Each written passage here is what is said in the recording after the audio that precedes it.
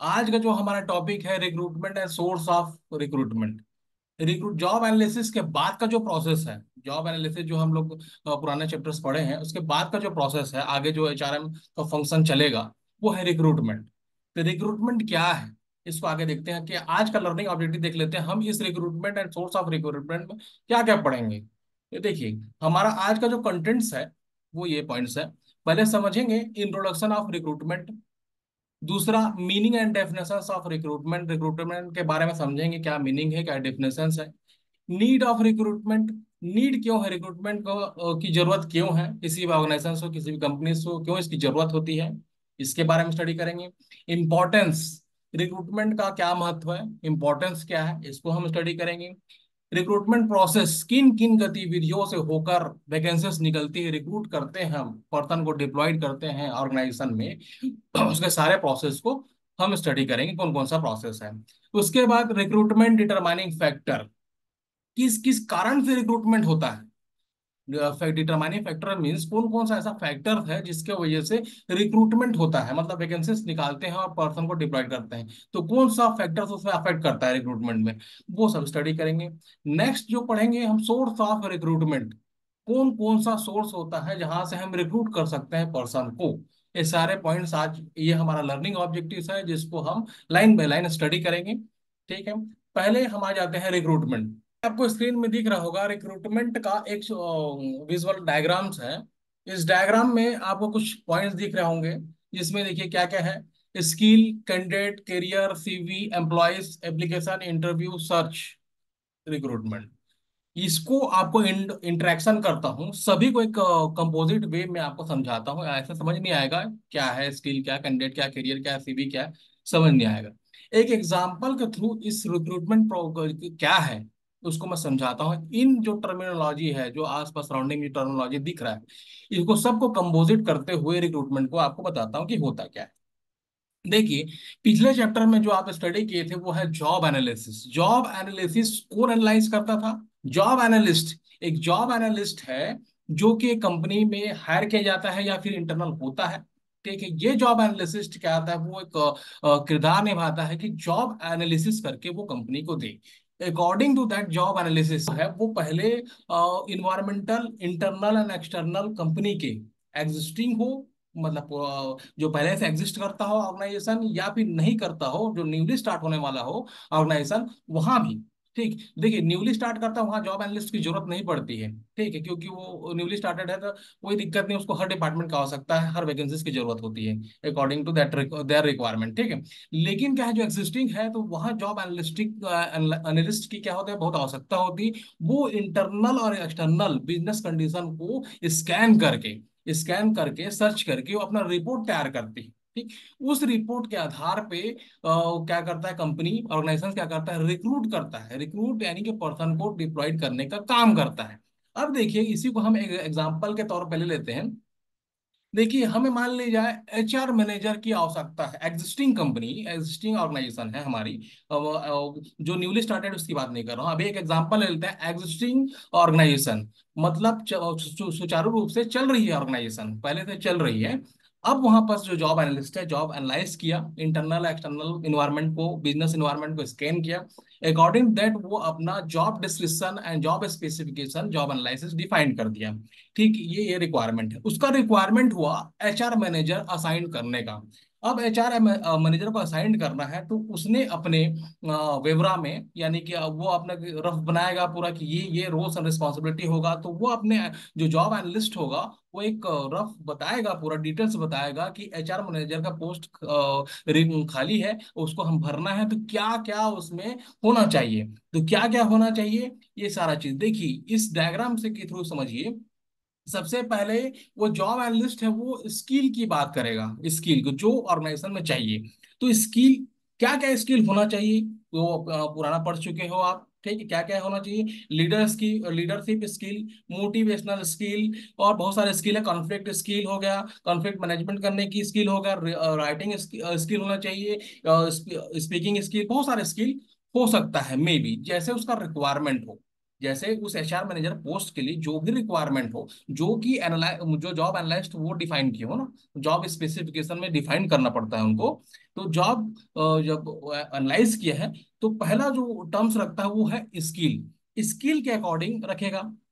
दूसरा देखिए, नॉलेज चाहिए।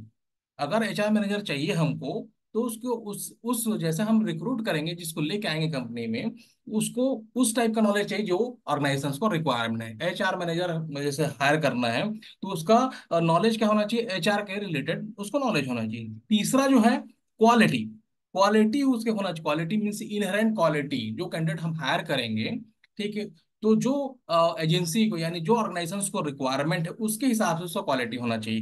क्वालिटी में भी कॉल्ड पर्सनालिटी ट्रेट्स। पर्सनालिटी जो मतलब ह्यूमन बिहेवियर का नेचर है, अंदर उसका ट्रेट्स रहता है। जैसे आप फर्स्ट सेमेस्टर में पढ़े होंगे personality, different types of personality traits. तो वो आदमी का अब अस्तित्व है, वो तो ऑर्गेनाइजेशन से कौन सा अस्तित्व के इंसान को चाहिए, वो सारा चीज जॉब एनालिसिस में करते हैं। तो क्या क्या हो गया, स्किल हो गया, एक इसमें एक ही पॉइंट लिखा हुआ है ना, मैं आपको सारा चीज डिस्क्राइब कर रहा हूँ, बट इसमें एक ही पॉइंट लिखा हुआ है, स्किल। स्किल हो गया, नॉलेज हो गया, क्वालिटीज हो गया, उसके क्वालिफिकेशन हो गया, एक्सपीरियंस हो गया, और जिस जहां काम करेगा, जिस मशीन में वो काम करेगा, उसके बारे में उसको नॉलेज होना चाहिए, उस एम्प्लॉयज को जिसको हायर करेंगे। तो ये ओवरऑल एक स्किल को जॉब एनालिसिस के माध्यम से समझेंगे। अब क्या करते हैं, इस जॉब जॉब एनालिसिस के माध्यम से हम समझ गए कि ये स्किल के एचआर मैनेजर चाहिए। तो उसका पहले से रोल्स एंड रिस्पॉन्सिबिलिटी निर्धारित कर देंगे अकॉर्डिंग टू स्किल, कि हमारे ऑर्गेनाइजेशंस में आएगा, उसके बाद ये काम उसको करना होगा कंपनी के अंदर में। तो पहले डिसाइड हुआ स्किल। अब क्या होता है, जो कंपनी होती है स्किल निर्धारित कर दिया अकॉर्डिंग टू जॉब एनालाइज ना, by the help of job analyst के थ्रू जॉब एनालिसिस किया, उसके बाद वो स्किल को डेवलप कर दिया। और हमारा एक अभी एग्जांपल लिए है एचआर मैनेजर के पोस्ट के लिए, तो अकॉर्डिंग टू एचआर मैनेजर के पोस्ट के लिए जो रिक्वायरमेंट है उस ऑर्गेनाइजेशन को, उसके लिए स्किल डिफाइन कर दिया, उसके रोल्स एंड रिस्पॉन्सिबिलिटी डिफाइन कर दिया। अब इसके बाद क्या होगा, अब वो कंपनी क्या करेगी, यहाँ तो डिफाइंड हो गई कि जॉब में क्या करे, रोल्स रिस्पॉन्सिबिलिटी वगैरह सब डिफाइन हो गया। अब क्या करेगा कंपनी, एप्लीकेशन जनरेट करेगा, ठीक है, एप्लीकेशन निकालेगा कि यहाँ पर आप फॉर्म, जैसे ऑनलाइन हो सकता है, ऑफलाइन हो सकता है, कुछ भी हो सकता है। ये कंपनी क्या करता है, एक एप्लीकेशन निकालता है, इस एप्लीकेशन को कैंडिडेट को भरना होता है, ठीक है। ये तो दूसरा चीज क्या करता है, सीवी। सीवी यहाँ आपको दिख रहा होगा, सीवी मंगवाएगा कैंडिडेट से। सीवी को आप सबमिट कीजिए, उसके बाद शॉर्ट लिस्टेड होगा सीवी, उसके बाद हम देखेंगे, इंटरव्यू लेंगे, उसके बाद आपका सिलेक्शन होगा कि नहीं बाद में पता चलेगा, ठीक है। तो पहला हो गया स्किल के अकॉर्डिंगली अकॉर्डिंगली काम होगा। उसके बाद कैंडिडेट से क्या करेंगे, एप्लीकेशंस वगैरह भराएंगे, उनका सीवीस लेंगे। तो उसके बाद क्या होगा, ये एम्प्लॉय जो है इंटरव्यू में गुजरेगा, ठीक है। एक इंटरव्यू प्रोसेस होगी, ये सारा चीज को अभी आगे जो है हमने एक एक पॉइंट को डिटेल में स्टडी करेंगे, ठीक है। अब क्या होगा, एप्लीकेशन सबमिट हुआ, सीवी दिए, सीवी देने के बाद क्या होगा, उनका इंटरव्यू लिया जाएगा बाय द इंटरव्यू पैनलिस्ट, जो ऑर्गेनाइजेशन के जो हेड होंगे या फिर जो इंटरव्यू पैनलिस्ट में बैठेंगे, वो इंटरव्यू लेंगे जो बायोडाटा भरा जो भरे हुए हैं, ठीक है। अब ये इंटरव्यूअर क्या करेंगे, जो कि बेस्ट होगा, बेस्ट कैंडिडेट होगा, इनमें से मान लीजिए हमारे एचआर मैनेजर के लिए एक पोस्ट ही निकाले हैं, और आपका कम से कम मान लीजिए आपके पास एप्लीकेशन सीवी आया हुआ है 10। अब इन 10 में से कौन सा बेस्ट है, कौन सा ऑब्जेक्टिव्स को जो कि एनालाइज किया है, जॉब एनालिस्ट ने एनालाइज किया है कि रिस्पॉन्सिबिलिटी और रोल्स को निभा सकता है, ऐसा कौन से इसमें से 10 कैंडिडेट में से बेस्ट है, ये कौन डिसाइड करेगा, इंटरव्यूअर। इंटरव्यू इंटरव्यूअर डिसाइड करेगा, और उसके बाद क्या करेगा, उन 10 कैंडिडेट में से बेस्ट कैंडिडेट होगा उसको क्या कर लेगा, असाइन कर लेगा। तो ये यहां से स्टार्ट होता है सर्च, स्किल, कैंडिडेट, करियर, फिर सीवी, फिर एप्लीकेशन लेगा, फिर इंटरव्यू लेगा, फिर उसके बाद उस कैंडिडेट को अपने ऑर्गेनाइजेशन में डिप्लॉयड कर देगा। तो ये जो जितने भी प्रोसेस दिख रहे हैं, इस प्रोसेस को कहते हैं रिक्रूटमेंट, ठीक। रिक्रूटमेंट के बाद ये जो इंटरव्यूज दिख रहा है, इंटरव्यूज के बाद उसको डिप्लॉयड कर देते हैं ऑर्गेनाइजेशंस के अंदर, जो कि बेस्ट कैंडिडेट होगा उसको, उस डिप्लॉयशन को कहते हैं सिलेक्शन। वो आप नेक्स्ट चैप्टर में पढ़ेंगे। यहां तक इंटरव्यू तक जो प्रोसेस हो रहा है वो है रिक्रूटमेंट, ठीक है। अब इंटरव्यू है जो कि बेस्ट को सेलेक्ट करके अपने ऑर्गेनाइजेशंस में लेके आ रहा है, उसको कहते हैं सिलेक्शन प्रोसेस, जो कि नेक्स्ट चैप्टर में हम स्टडी करेंगे। ये एक डायग्राम है जिसके माध्यम से हम रिक्रूटमेंट को समझ रहे हैं, ठीक है। अब नेक्स्ट इसमें चलते हैं, जिसमें मीनिंग एंड डिफिनेशन समझेंगे। ये क्लियरिफाई हो जाएगा। ये आपको एक शॉर्टकट वे में समझाया है इसको, रिक्रूटमेंट है क्या चीज। अब एक डेफिनेशंस में समझ लीजिए कि रिक्रूटमेंट है क्या। देखिए इसमें मीनिंग आपको स्लाइड में दिख रहा होगा, मीनिंग मीन्स क्या है। देखिए recruitment is a positive process of searching prospective employees and stimulating them to apply for the job in the organization. When more person apply for job, then there will be a scope of recruiting better person। देखिए इसका कहने का मतलब क्या है, जो कि most recruitment एक ऐसा प्रोसेस है जो सर्चिंग करते हैं एम्प्लॉयज, जो कि मोस्ट प्रॉस्पेरेटिव एम्प्लॉयज होगा। वो जैसा हम जॉब एनालाइज किए हुए हैं उसके अकॉर्डिंगली जो चाहिए ऑर्गेनाइजेशंस को, उसके हिसाब से बेस्ट जो एम्प्लॉयज रहेगा उसको हायरिंग करना, लेके आना, सर्चिंग करना। ठीक है, हायरिंग कर लेंगे तो रिक्रूट वो सिलेक्शन में चला जाता है। यहाँ केवल क्या होगा, सर्च करना। सर्च हम क्या कर रहे हैं, हम एप्लीकेशन दे रहे हैं उनको, निकाल रहे हैं, तो सीवी ले रहे हैं, बायोडाटा ले रहे हैं, ठीक है, फिर उसको इंटरव्यू कराएंगे। तो ये सर्चिंग प्रोसेस है। रिक्रूटमेंट क्या है, सर्चिंग प्रोसेस। किस चीज का सर्चिंग है, जो कि एम्प्लॉयज का, जो हम ऑर्गेनाइजेशन के अंदर में लेके आएंगे और हमारा जो जॉब फाइनलाइज्ड हुआ है एचआर मैनेजर को वो कर सके, उसको फॉलो कर सके। ठीक, ये है रिक्रूटमेंट प्रोसेस, रिक्रूटमेंट मीन्स। वैसे ही सेम देखते हैं डेफिनेशन क्या कहता है। The process of finding and hiring the best qualified candidate. एक ऐसा प्रोसेस है रिक्रूटमेंट जिससे हम बेस्ट से बेस्ट कैंडिडेट क्या करते हैं, फाइंडिंग, उसके बाद हायरिंग, उसको हायर करके लेके आते हैं। ठीक है, इस फॉर अ जॉब ओपनिंग, जो हम जॉब ओपनिंग किए हैं अकॉर्डिंग टू जॉब एनालाइज। ठीक है, एचआर मैनेजर की जैसे एग्जांपल, हम उसी को आप माइंड में रखिएगा। एचआर मैनेजर का हम एक पोस्ट निकाले हैं, उसी का ही गो थ्रू करेंगे।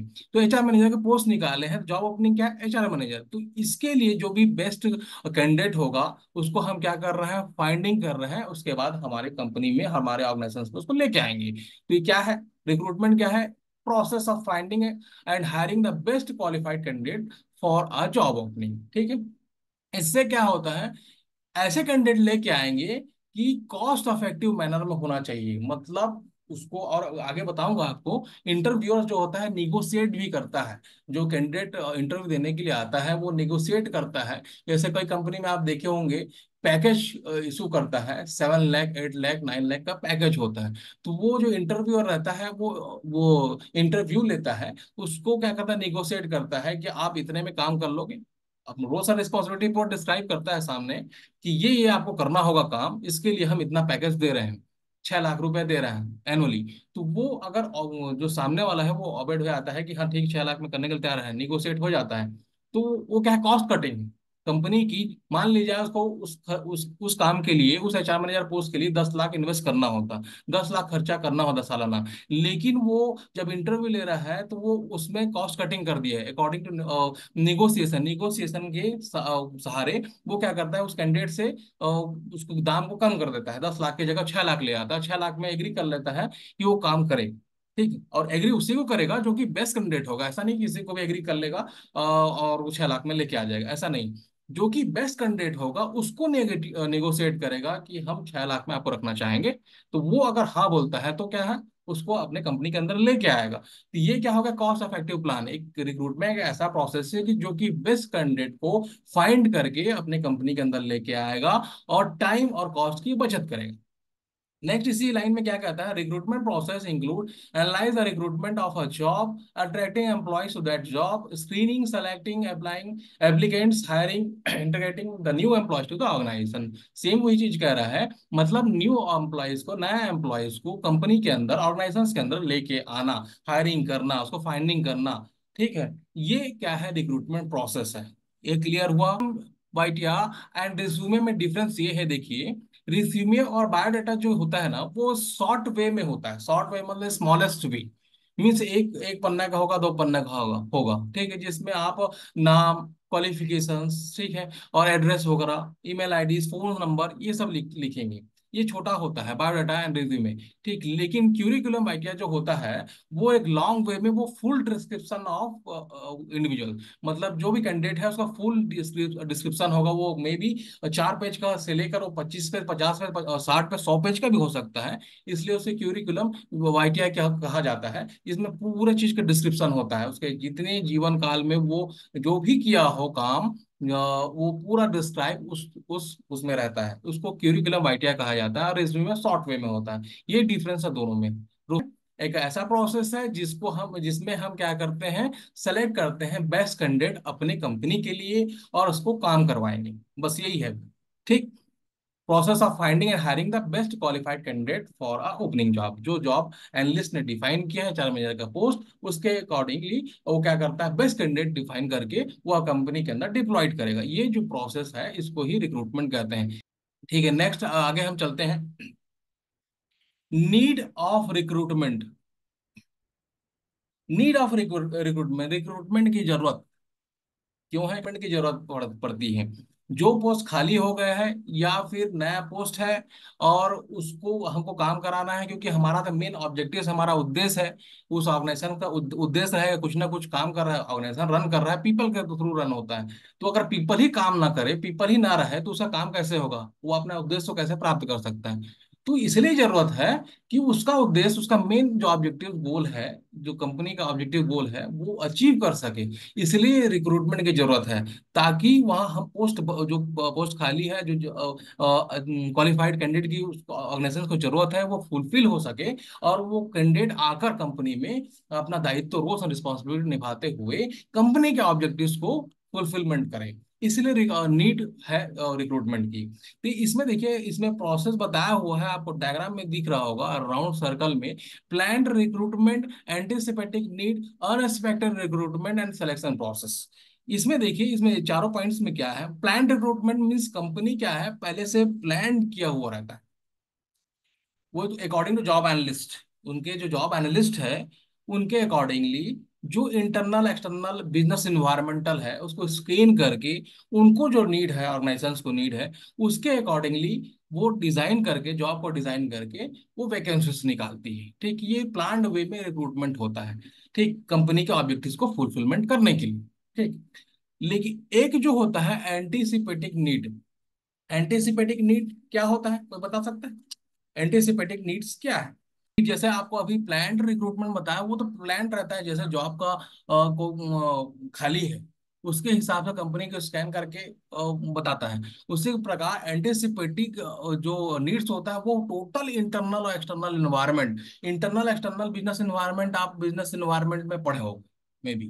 ठीक है, तो वो पूरा टोटल स्कैन करके हर डिपार्टमेंट के बारे में internally and externally, externally means company के बाहर से भी बाहर जो भी चाहिए उनको, उसके अकॉर्डिंगली वो हायर करेगा एम्प्लॉइज। ठीक है, तो सारा चीज को मतलब वो स्कैन करके, इंटरनल एक्सटर्नल इन्वायरमेंट को पूरी तरह से स्कैन करके वो निकालेगा। यहाँ जो है प्लांट अकॉर्डिंग टू नीड, जो मान लो एचआर मैनेजर क्या हो सकता है, तो उतना ही प्लांट है उसका, प्रोडक्शन मैनेजर की जरूरत है तो उतना ही उसके हिसाब से करेगा।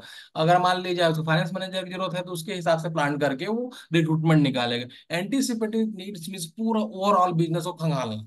ठीक है, ओवरऑल पूरा बिजनेस को खंगाल के फिर वो अपने ग्रोथ को बढ़ाने के लिए, बिजनेस के ग्रोथ को बढ़ाने के लिए वो एक वैकेंसी के लिए तैयार करेगा, जॉब डिजाइन करेगा। ठीक है। और तीसरा जो है अनएक्सपेक्टेड रिक्वायरमेंट। अनएक्सपेक्टेड रिक्वायरमेंट एक ऐसा रिक्वायरमेंट है जो कभी भी हो सकता है। कभी भी हो सकता है मतलब कहने का मतलब ये है, अचानक। जैसे मान ली जाए कंपनी का कोई एम्प्लॉइज है, वो ट्रांसफर हो गया, किसी दूसरे कंपनी में ट्रांसफर हो गया, फिर किसी दूसरे विभाग में ट्रांसफर हो गया, वहां पोस्ट खाली हो गया, तो रिक्वायरमेंट क्या है, पड़ गई। ठीक, दूसरा क्या हो सकता है, प्रमोशन हो गया, तो प्रमोशन मान लीजिए जब वो एक जूनियर मैनेजर वो सीनियर मैनेजर में ट्रांसफर हो गया, प्रमोशन हो गया। ठीक है, तो अपग्रेड हो गया वो, तो उसको वो वाला नीचे वाला पोस्ट खाली हो गया। ठीक, उसके एक हिसाब से रिक्वायरमेंट जनरेट हो गया। ठीक है, कोई ऐसा हो गया जो रिटायर्ड हो गया, कोई ऐसा एम्प्लॉइज है जो कि रिटायर्ड हो गया, उसके जगह खाली हो गया। कोई ऐसा एम्प्लॉइज हो गया जो कि मान लो कुछ कारण डेथ हो गया, या फिर इलनेस की वजह से डेथ हो गया, ठीक, कुछ बीमारी की वजह से डेथ हो गया, उसके वजह से रिक्वायरमेंट खाली हो गया। ठीक है, वैकेंसीज खाली हो गया। तो ये अनएक्सपेक्टेड, पता नहीं कंपनी को कि कब कहाँ वैकेंसी खाली होगा, अनएक्सपेक्टेडली रिक्वायरमेंट जनरेट हो गया। ये तीन टाइप के जनरेशन होता है, उसके जनरेशन के अकॉर्डिंगली ही क्या होगा, सिलेक्शन करेगा। जो लास्ट जो प्रोसेस दिख रहा है आपको, सिलेक्शन करना, तो प्लान्ड वे में भी रिक्रूट करना, या एंटीसिपेटिक वे में नीड जनरेट करना, और अनएक्सपेक्टेड रिक्वायरमेंट जनरेट करना, ये कंपनी की अंदर चलता है। ठीक है, प्लान्ड वे में तो प्लान करके करेगा नीड, एंटीसिपेटेड में पूरा खंगालेगा बिजनेस को, इंटरनल एक्सटर्नल पूरा, अनएक्सपेक्टेड उनको पता नहीं होता। ठीक, अकॉर्डिंग दिस क्या होता है, मेन जो है इसका जो पर्पस है, तीनों प्रकार के जो है वो क्या करेगा, लास्ट में सिलेक्शन करेगा। मेन क्या करेगा, सिलेक्शन करने के बाद उसका जो ऑब्जेक्टिव्स है, उसका जो ऑब्जेक्टिव किसका, ऑर्गेनाइजेशन का, ऑर्गेनाइजेशन का वो जो मोटिव है, जो ऑब्जेक्टिव है, उसको फुलफिल करने के लिए इस प्रोसेस को किया जाता है। इस प्रोसेस को, ये जो प्रोसेस आपको दिख रहा है, प्लान रिक्रूटमेंट करना, एंटिसिपेटिंग नीड और अनएक्सपेक्टेड रिक्वायरमेंट, ये सब चीजों खंगाल के सेलेक्ट करना, बेस्ट एम्प्लॉय को लाना, इसके लिए अपने फंक्शंस को, अपने अपने ऑब्जेक्टिव्स को, अपने ऑर्गेनाइजेशन ऑब्जेक्टिव्स को फुलफिलमेंट करने के लिए, इसलिए जरूरत है रिक्रूटमेंट की। आगे है importance of recruitment. Importance of recruitment क्यों है, क्यों जरूरत है रिक्रूटमेंट का। ठीक है, ये चार पांच पॉइंट्स है, इसके वजह से जरूरत है रिक्रूटमेंट। क्या, पहला, attract more candidate to apply in the organisation. मतलब जो प्रोसेस के दरमियान हम वैकेंसीज निकाल रहे हैं, तो एक पोस्ट के लिए 50 लोग अप्लाई कर रहे हैं, तो attract more candidate apply in the organisation एक ऐसा इंपॉर्टेंस है रिक्रूटमेंट का, जिससे हम क्या करते हैं, कैंडिडेट को, ज्यादा कैंडिडेट को अपने ऑर्गेनाइजेशंस में अट्रैक्ट करने की कोशिश करते हैं। Attract more candidate to apply in the organisation first important है। मान लीजिए एक पोस्ट है, एक पोस्ट के लिए देखिए गवर्नमेंट में भी पोस्ट निकालता है, तीन चार पोस्ट निकालते हैं, उसके लिए कितने सारे लोग भर देते हैं। ठीक है, उनको नीड है उस, जो कैंडिडेट जो भरते हैं उनको नीड है उस जॉब की। ठीक है, तो क्या करता है रिक्रूटमेंट, क्या करता है, मोर कैंडिडेट को अप्लाई करने का अट्रैक्ट का साधन है। ठीक है, अट्रैक्ट करता है। मान लीजिए हमारे यूनिवर्सिटीज में एक वैकेंसी निकाल देते हैं, तो जो एलिजिबल कैंडिडेट है वो अट्रैक्ट होंगे, वो भरेंगे, फॉर्म को भरेंगे, ताकि हम आके यहाँ पर ज्वाइन कर सकें। ठीक, तो वो एक इंपॉर्टेंस क्या है, attract more candidate to apply in the organisation, organisation को में अट्रैक्ट करने के लिए एक इंपॉर्टेंस है रिक्रूटमेंट। दूसरा क्या है, प्रोसेस वो which link employees, employer with the employees. Means जो रिक्रूटर है, जो एम्प्लॉयर्स है, जो अंदर काम कर रहा है, ठीक है, और एक एम्प्लॉय जो काम करता है। ठीक है, तो जो रिक्रूटर एम्प्लॉयर जो, उससे एक स्थापित केंद्र बनाता है दोनों के बीच में। देखिए, एम्प्लॉयर ही रहेगा जो कि एक इंटरव्यू लेगा और वो एम्प्लॉयज को, यानी कैंडिडेट्स को अपने ऑर्गेनाइजेशन में लेके आएगा। तो इसका रिक्रूटमेंट का एक ऐसा इंपॉर्टेंट है कि लिंक स्थापित करता है किसके बीच में, इंटरव्यूअर और इसको इंटरव्यू, एम्प्लॉयर्स को बोल सकते हैं, इंटरव्यू जो इंटरव्यू ले रहा है। ठीक है, तो ये एम्प्लॉयर्स और एम्प्लॉयज के बीच में एक ऐसा प्रोसेस है जो कि लिंक करके दोनों के बीच को लिंक बना के रखता है। वो एम्प्लॉयर जब इंटरव्यू लेगा इसे एम्प्लॉयज का, और उसको समझ में आएगा कि ये एम्प्लॉयज हमारे ऑर्गेनाइजेशन के लिए बेस्ट है, और इसको हमको रखना चाहिए, हमारे ऑर्गेनाइजेशन के लिए बेस्ट कैंडिडेट है, और जो हमारा ऑब्जेक्टिव है ऑर्गेनाइजेशन का उसको फुलफिलमेंट करेगा ये एम्प्लॉयज, तो ये एम्प्लॉयर क्या करेगा, लेके आएगा। तो ये प्रोसेस है दोनों के बीच में लिंकअप का, कौन, रिक्रूटमेंट। ठीक, ये इंपॉर्टेंस है। तीसरा जो है, increase the pool of candidate for job at minimum cost. देखिए, मैं अभी थोड़ी देर पहले बताया, निगोसिएशन, जो एम्प्लॉयर रहेगा, जो इंटरव्यूअर रहेगा, वो निगोशिएट करता है कैंडिडेट को कि बेस्ट कैंडिडेट आएगा। क्योंकि अगर मान लीजिए एक पोस्ट निकाला है, तो 10 लोग आएंगे, 10 में से जो भी बेस्ट होगा उसको हायर करना ये सुनिश्चित है। लेकिन उस 10 कैंडिडेट में जो बेस्ट है उसको भी निगोशिएट करना, कि आप मिनिमम कॉस्ट में हमारे ऑर्गेनाइजेशन के अंदर आके काम करें। तो ये एक ऐसा पूल है, रिक्रूटमेंट एक इतना इंपॉर्टेंस ये रखता है कि कैंडिडेट फॉर जॉब जो आ रहा है उसको मिनिमम कॉस्ट से लेके आए। ठीक है, नेक्स्ट जो है, determining present and future requirement of organisation with proper planning. Job analysis हुआ था, सीधा सीधी सी बात है, जॉब एनालिस्ट के थ्रू जॉब एनालाइज हुआ है, उसके बाद वैकेंसीज निकली है, उसके बाद रिक्रूटमेंट का प्रोसेस चला है। तो सीधी सी बात है, वो प्रॉपर प्लानिंग के तहत चला हुआ है। तो ये एक ऐसा रिक्रूटमेंट मतलब क्या है, एक पूरा प्रोसेस जो है एकदम वेल प्लान्ड है। तो वेल प्लान है सब, क्या होगा अकॉर्डिंग टू, अभी पिछले स्लाइड में पढ़े थे, जितना रिक्वायरमेंट है एट प्रेजेंट में, और इन फ्यूचर हो सकता है, अगर मान लीजिए कंपनी का ग्रोथ करना है, उसको और अपना प्रोडक्टिविटी बढ़ाना है, तो अभी एट प्रेजेंट में जो भी है उसको और बढ़ाना है मान ली जाए, तो उसको फ्यूचर में और भी जरूरत पड़ सकती है। तो ये जो रिक्रूटमेंट प्रोसेस है क्या करता है, उसको फुलफिलमेंट करता है विद प्रॉपर प्लानिंग। मीन्स क्या है, determine the present and future requirement, जो आज का रिक्वायरमेंट है ऑर्गेनाइजेशंस का उसको ही फुलफिल करता है, और फ्यूचर का भी हो सकता है उसको भी फुलफिलमेंट करता है। जो फ्यूचर का भी हो सकता है कि मान लो 20 कैंडिडेट की और आवश्यकता पड़े क्योंकि उसको एक्सपांशन करना है अपना ऑर्गेनाइजेशंस को, उसको और कैपेसिटी बढ़ाना है, उसका प्रोडक्शन कैपेसिटी को बढ़ाना है, तो फ्यूचर रिक्वायरमेंट को ही फुलफिल करता है कौन, रिक्रूटमेंट। ये एक इंपॉर्टेंस है, determining the present and future requirement of organisation with proper planning के तहत। ठीक। नेक्स्ट क्या है, to provide good quality people to the organisation, best skill, best knowledge, best expertise. ठीक, ये सारा चीज ढूंढ के जो इंटरव्यूअर है वो स्टडी करके उसको लेके आते हैं। तो सीधी सी बात है, हमारे पास जो कैंडिडेट आएगा वो कौन कैंडिडेट आएगा, बेस्ट कैंडिडेट आएगा। देखिए जी, इंटरव्यू आगे भी इसमें पढ़ेंगे। इंटरव्यू जब इंटरव्यूअर जो इंटरव्यू लेता है तो उसमें जो जॉब फाइंडिंग हुआ है, रोल्स और रिस्पॉन्सिबिलिटी उस पोस्ट के लिए, उस पोस्ट के अकॉर्डिंग उसको सारे सवाल पूछता है। ठीक है, वो सारे सवाल पूछेगा, सारे सवाल का अगर उसको सही जवाब मिला, ये बेस्ट कैंडिडेट है, तभी उसको हायर करेगा। तो अपने को जो ऑर्गेनाइजेशन को क्या प्रोवाइड हुआ, गुड क्वालिटी पीपल, अपने ऑर्गेनाइजेशन में एक बेस्ट क्वालिटी के पीपल को हम लेके आ रहे हैं। ये क्या है, इंपॉर्टेंस ऑफ रिक्रूटमेंट है। एक चीज और बताना चाहूंगा इसमें आप लोगों को। देखिए, जो इंटरव्यूअर रहता है, जो इंटरव्यू लेता है, ठीक है, उस इंटरव्यूअर की भी क्वालिटीज होना चाहिए। क्योंकि वो जब इंटरव्यू ले रहा है, जब पैनल में बैठा हुआ है इंटरव्यू लेने के लिए, ठीक है, जब कैंडिडेट्स वैकेंसी भरेगा और उसके बाद इंटरव्यूअर के सामने आएगा, तो इंटरव्यूअर का भी क्वालिटी होना चाहिए कि वो इंटरव्यू ले सके सामने वाले का। तो उसमें बहुत सारे ऐसा क्वालिटीज होना चाहिए इंटरव्यूअर का, ताकि वो इंटरव्यू ले सके। ऐसा कोई भी नहीं कि जिसको नॉलेज ही नहीं है, किसको ज्ञान नहीं है उस पोस्ट के वैकेंसी के बारे में, वो इंटरव्यू में बैठा है तो क्या सवाल पूछेगा, वो क्या सवाल पूछेगा, आप जो सामने कैंडिडेट बैठा हुआ है नहीं पूछ पाएगा। तो इंटरव्यूअर भी है, उसका भी एक सेटअप होता है। क्या क्या सेटअप होता है कि उसके अंदर क्या क्या होना चाहिए, वो एक पॉइंट्स बता रहा हूँ, इसमें लिखा हुआ नहीं है। ठीक है, उसको आप सुनिए बस। ठीक, इसमें लिखा हुआ नहीं है और आपके बुक में भी नहीं मिलेगा। ठीक है, जो इंटरव्यूअर है उसके अंदर क्या होना चाहिए, एक एक्टिव लिसनिंग लिसनिंग कैपेसिटी होना चाहिए, कि जब वो इंटरव्यू ले रहा है सामने वाले का तो उसका भी सुने। ये नहीं कि अपना ही सुना है, अपना सवाल पूछे वो आंसर नहीं दे पाया सामने वाला, तो फिर दूसरा सवाल पूछे उसका आंसर नहीं दे पाया, तीसरा सवाल पूछे। तो कम से कम उसको स्पीक क्या है, जब इंटरव्यू जो कैंडिडेट बैठता है सामने तो वो थोड़ा सा वो स्ट्रेस कंडीशंस में होता है। तो एक इंटरव्यूअर को एक ऐसा इन्वायरमेंट डेवलप करना चाहिए ताकि वो इंटरव्यूअर जो देने आया है उसको प्रॉब्लम ना हो, उसको स्ट्रेस ना हो, और ये जो इंटरव्यूअर है एक्टिव तरीके से, सही तरीके से लिसन कर सके सामने वाले का बात। कि जैसे इंटरव्यूअर ने पूछ दिया कि आपके बारे में बताइए, आप क्या पढ़े हैं, वो डिटेल बताएगा। तो सामने वाला क्या करेगा, पूरा अपना डिटेल बताएगा, मैंने ये किया है, यहाँ से पढ़ाई किया, यहाँ से ये किया, यहाँ से वो किया, पूरा फलाना ठिकाना सब बताएगा वो।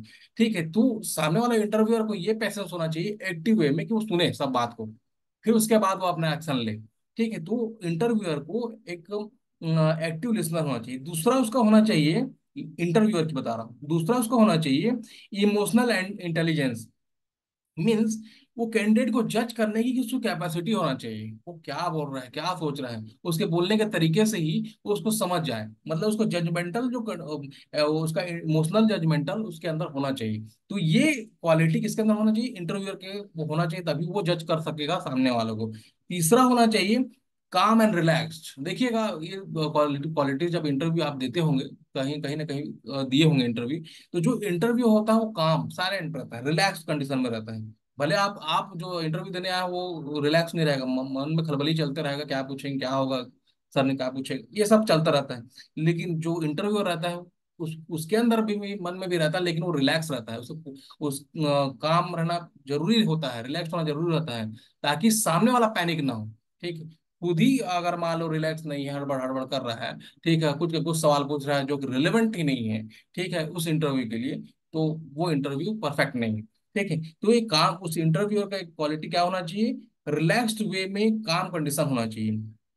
और चौथा जो होना चाहिए उस इंटरव्यूअर का, टैलेंट रिकॉग्नाइजेशन। टैलेंट मतलब जो हमको जॉब की रिक्वायरमेंट है, उसी टैलेंट को खोजना है उस इंटरव्यूअर को, तो उसको परख होना चाहिए उस टैलेंट को खोजने की। ये क्वालिटी उस इंटरव्यूअर के पास होना चाहिए। तीसरा क्या होना चाहिए, खुद को इंटरव्यू लेने बैठा है तो खुद को नॉलेज होना चाहिए उस जॉब का। मान लीजिए एचआर एचआर के इंटरव्यू के लिए बैठा हुआ है इंटरव्यूअर, तो खुद को नॉलेज होना चाहिए ना एचआर का, कि सवाल पूछ रहा है बस दो चार किताब पढ़ के आगे है इंटरव्यू लेने के लिए और पूछ दिया, ठीक है, और बाकी इंटरनल ज्ञान नहीं है, ठीक है, तो उसको फुल्ली नॉलेज होना चाहिए, मतलब ऐसा एक्सपर्ट होना चाहिए जिस जॉब के लिए वो इंटरव्यू लेने आया है उसका फुलफिल और फुल ज्ञान हो उसको, ठीक है, तो नॉलेज होना चाहिए, ये उसके अंदर क्वालिटी होना चाहिए। ये सारा जो क्वालिटीज है वो एक इंटरव्यूअर के पास होना चाहिए, तभी वो जो आएगा सामने कैंडिडेट उसको इंटरव्यू ले सकता है। रिक्रूटमेंट प्रोसेस किन किन गतिविधियों से गुजर के एक रिक्रूटमेंट बनता है, इसको भी आपको क्लियरिफाई पहले से बता चुका हूँ। देखिए, पहले ये आइडेंटिफाई करेगा जॉब वैकेंसी। मान ली जाए उसको एचआर मैनेजर की आवश्यकता है, तो वैकेंसीज है या नहीं है अपने ऑर्गेनाइजेशन के अंदर में, ठीक है, उसको स्टडी करेगा पहले तो, कि एचआर में जरूरत है, प्रोडक्शन में जरूरत है, आर&डी में जरूरत है, ठीक, ये सारा चीज पहले ये प्रोसेस है रिक्रूटमेंट प्रोसेस, ये पूरा डिफाइन कर चुका हूं आपको पहले ऑलरेडी। जो 7 पॉइंट्स आपके शो हो रहे हैं ये पहले ऑलरेडी डिफाइन कर चुका हूं, फिर भी अभी बता दे रहा हूँ, रिक्रूटमेंट प्रोसेस में ये गतिविधियां से गुजरते हुए चलता है। तो पहले पहले फाइंड आउट करता है जॉब वैकेंसी। दूसरा क्या है, prepare job description and job analysis. Job description job analysis क्या है, क्या डिवाइडेड है, वो है job description and job specification. पिछले चैप्टर में पिछले क्लास में हम लोग पढ़े हैं, ठीक है, मतलब ये डिस्क्रिप्शन और जॉब स्पेसिफिकेशन दोनों ज्वाइंट करके जॉब एनालिसिस कहलाता है। तो ये जॉब एनालिसिस करेगा उसके बाद ही तो आगे प्रोसेस चलेगा। तो पहला जॉब है कि नहीं, दूसरा उसको एनालाइज करता है, एनालाइज ये दूसरा प्रोसेस है।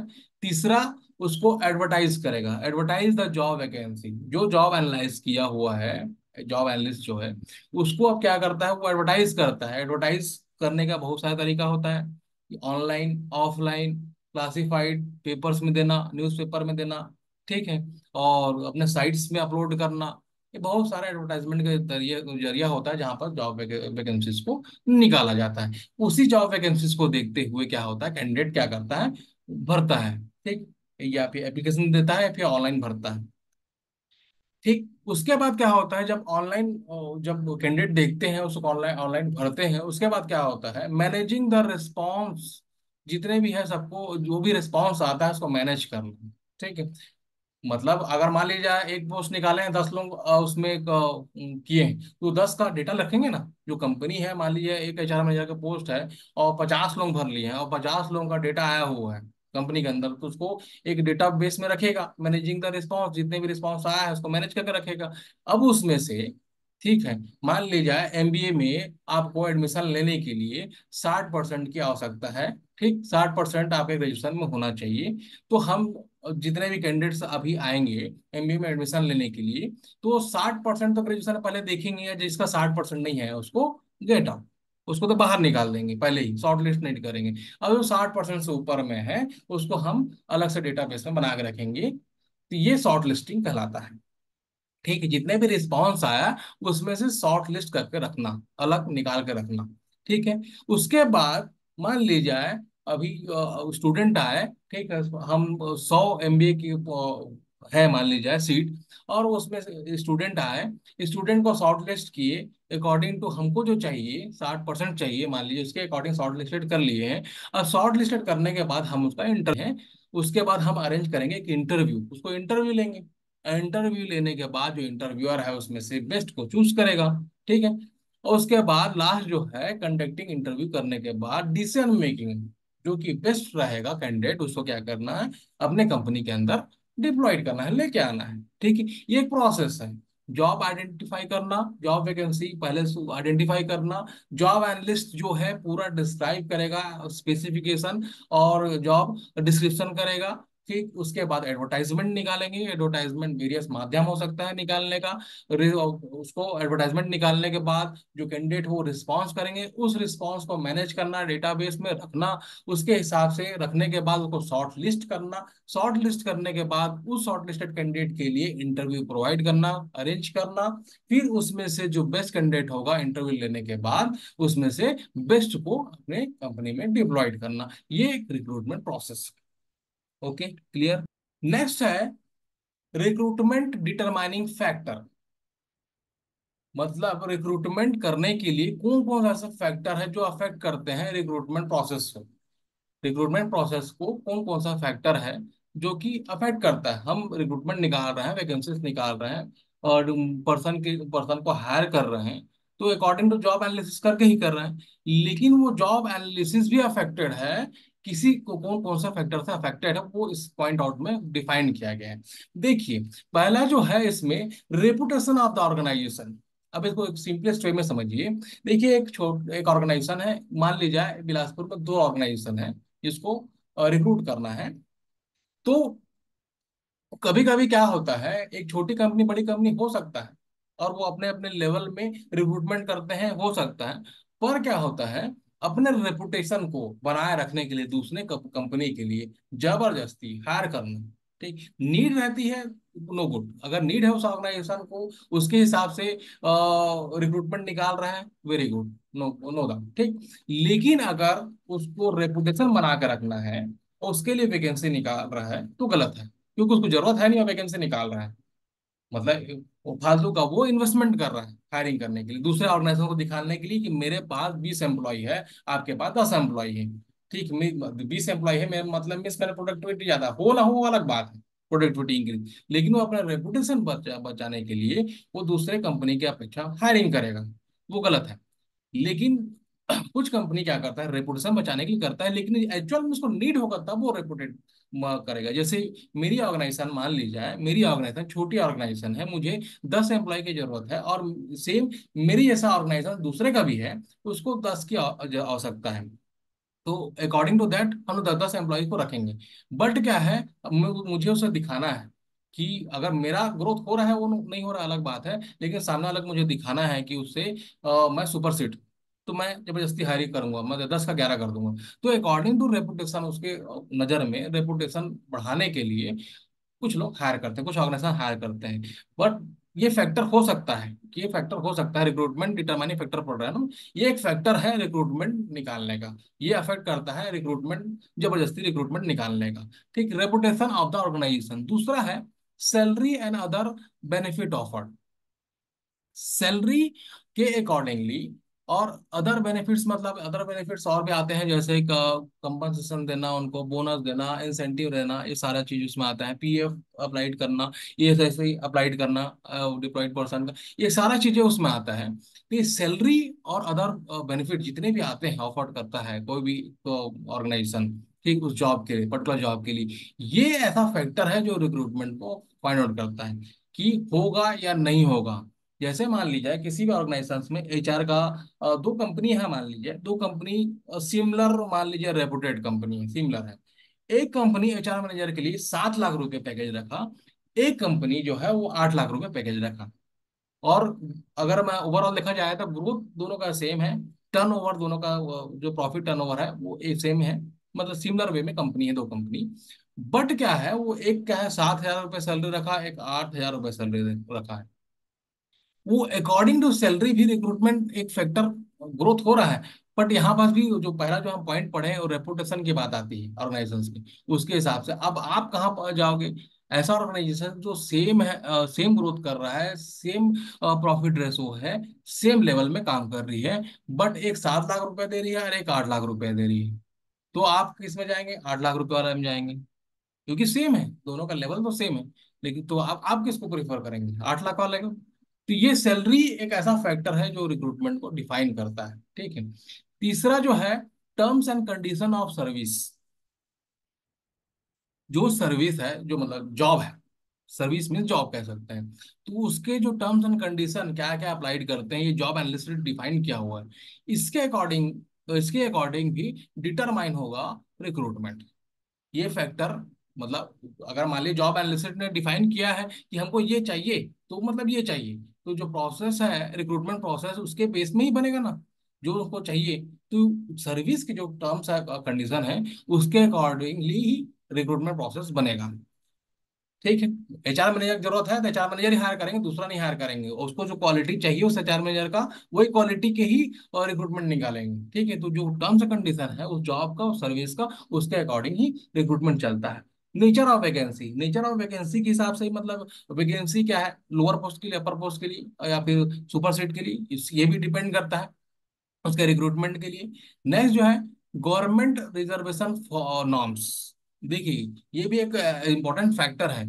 तो गवर्नमेंट कंपनी में ऑलरेडी होता है रिक्रूटमेंट का नॉर्म्स होता है, जिसमें SC ST OBC general criteria बना हुआ है। ठीक, उसके अकॉर्डिंगली ही सीट निकालेंगे, सीटें उसके अकॉर्डिंगली ही क्या होगा, रिक्रूटमेंट निकालेंगे। कुछ प्राइवेट कंपनी भी रिजर्व करते हैं कि गवर्नमेंट नॉर्म्स को फॉलो करना होता है उनको। कुछ प्राइवेट कंपनी है उसको भी ऑपरेट करेंगे कि इतना परसेंट ये लेंगे, इतना परसेंट ये लेंगे, इतना परसेंट ये लेंगे। कुछ कंपनियां, प्राइवेट कंपनी करती है क्योंकि उनको मैंडेट होता है। ठीक है, जैसे हमारा बालकों में मैंडेट्स है और ट्रांसजेंडर को लेना, उनको 5% जो है, या मान लीजिए 100% स्कोरिंग देखते हैं तो 5% ट्रांसजेंडर चाहिए। ट्रांसजेंडर मीन्स ना वो मेल है ना फीमेल है, ट्रांसजेंडर। तो उसको हायर करके लेके आ रहा है, मतलब उसका सीटें रिजर्व्ड है। ठीक है, तो वो भी एक रिजर्वेशन प्रोसेस रहता है, उसके वजह से रिक्रूटमेंट अफेक्टेड होता है। ठीक, नेक्स्ट जो है ऑर्गेनाइजेशनल ग्रोथ एंड स्टेबिलिटी।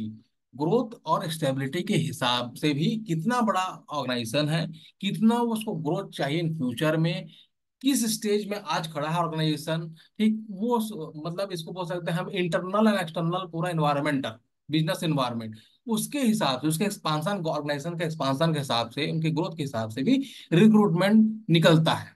ठीक, अगर मान लो उसको नीड है ज्यादा वो एम्प्लॉयज की, तो रिक्रूटमेंट निकालेगा, नीड नहीं है तो नहीं निकालेगा। तो ये ग्रोथ और स्टेबिलिटी पे, उसके स्थिरता पे और ग्रोथ पे भी डिपेंड करता है रिक्रूटमेंट प्रोसेस। नेक्स्ट जो है टेक्नोलॉजी एडवांसमेंट।